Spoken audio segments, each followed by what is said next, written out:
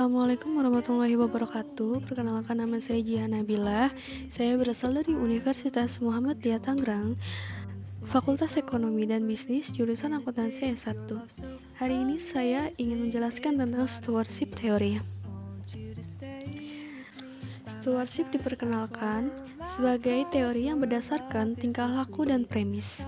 Teori stewardship adalah teori yang menggambarkan situasi di mana para manajer tidaklah termotivasi oleh tujuan-tujuan individu, tetapi lebih ditujukan pada sasaran hasil utama mereka untuk kepentingan organisasi.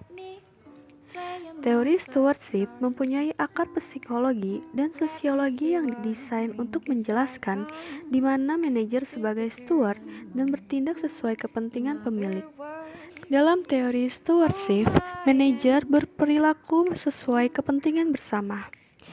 Ketika kepentingan steward dan pemilik tidak sama, steward akan berusaha bekerja sama daripada menentangnya.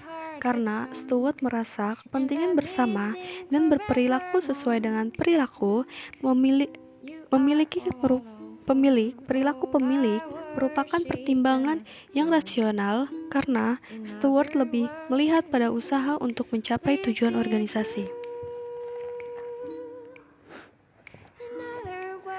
Teori stewardship ini menyatakan bahwa tidak adanya hubungan permasalahan umum yang terjadi dengan motivasi manajemen.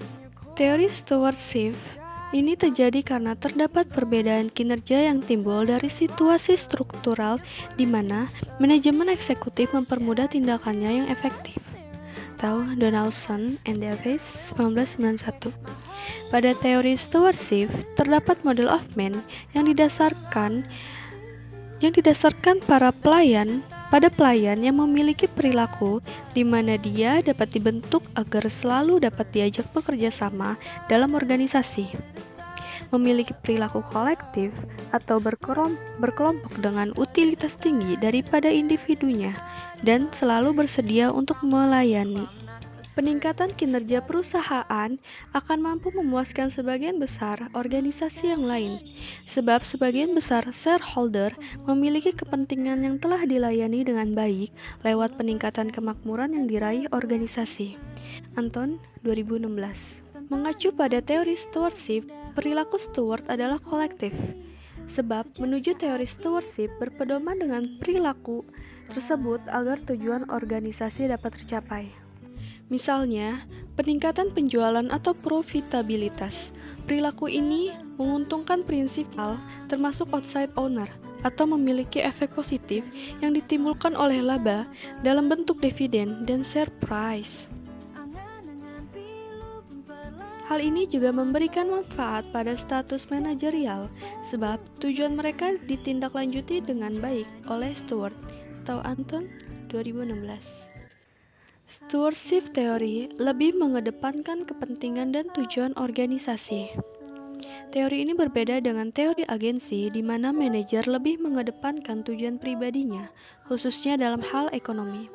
Para ahli teori stewardship mengasumsikan bahwa ada hubungan yang sangat kuat antara kesuksesan organisasi dengan kepuasan prinsipal.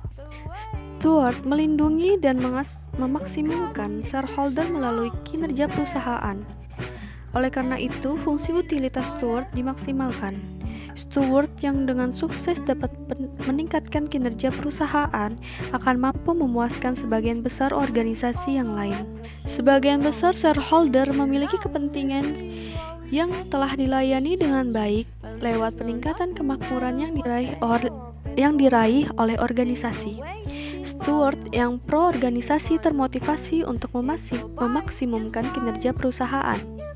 Salah satu variabel yang memiliki hubungan dengan teori stewardship adalah variabel economic performance.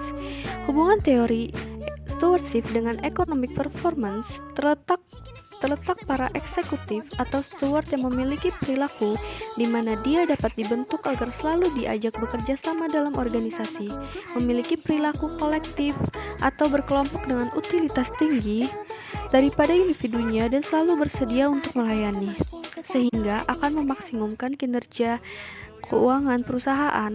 Ketika kinerja keuangan perusahaan meningkat, maka investor akan tertarik untuk berinvestasi sehingga harga saham perusahaan meningkat dan berpengaruh terhadap economic performance. Variabel lainnya yang memiliki keterkaitan dengan teori stewardship adalah kualitas laba. Para eksekutif atau steward yang memiliki perilaku di mana dia dapat dibentuk agar selalu dapat diajak bekerja sama dalam organisasi, memiliki perilaku kolektif atau berkelompok dengan utilitas tinggi daripada individunya, dan selalu bersedia untuk melayani, sehingga akan memaksimumkan kinerja keuangan perusahaan dengan menghasilkan laporan keuangan yang berkualitas dan memberikan informasi laba yang kredibel, yang bebas dari manipulasi ataupun kecurangan, dan akan membentuk image perusahaan yang baik dan mempengaruhi stakeholder yang merespon positif informasi laba yang dipublikasikan sehingga akan berdampak pada tingginya kualitas laba perusahaan. Sekian presentasi dari saya, kurang lebihnya mohon maaf. Billahi taufiq wal hidayah. Wassalamualaikum warahmatullahi wabarakatuh.